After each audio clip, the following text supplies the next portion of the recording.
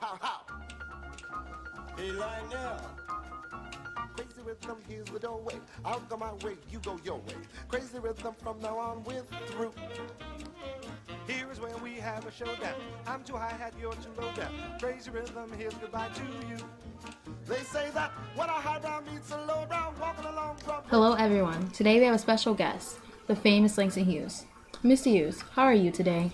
I'm good, thank you. Today we are going to talk about your famous work and your next book coming out soon, I hope. It's going great. I can't wait for you to read all my work. Well, we hope so. Our audience has some questions. Do you think you can answer a few? Well, yes, I can. Very well, Mr. Hughes.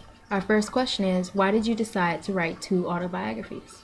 Well, my one biography I call The Big C. I wrote it in the first person. It talks mainly about the time in Harlem, Renaissance, and Wonder as I Wonder. It continues on from the Big C and about time I spent in Cuba, Haiti, and Paris. And it also talks about being of my career. Did any of your poetry inspire you whenever you traveled? Yes, it has. When I was a little boy and my dad moved to Mexico, I started to write poetry more frequently, and it's one of my best work when I lived in Mexico. Well, we hope more will come. Our next question is, how did changing from Columbia University because of racial hatred feel?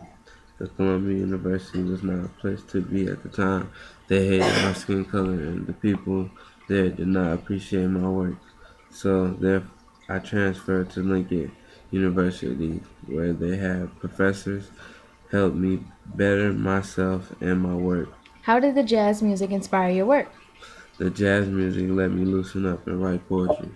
How did it feel to be accused of being a communist? There has been lots of talk about this group. Well, I have denied the communist station many times, and I am not a communist. Do you think supporting this group will stop people from buying your books? Well, now that that is cleared up, do you think people will ever believe that you really aren't a radical or communist? No, but it's not hurting me. It's only hurting them as a person. Now I would like to read you one of my poems called Militant. I swear to the Lord, I still can't see why democracy means everybody but me. Let all who will eat quickly the bread of shame.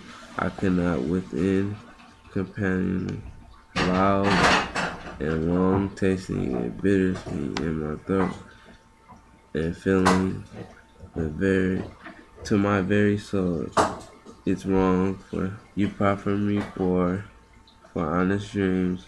You spit in my face, and so my fist is clean. Today I strike your face. Wow, that was a very powerful poem.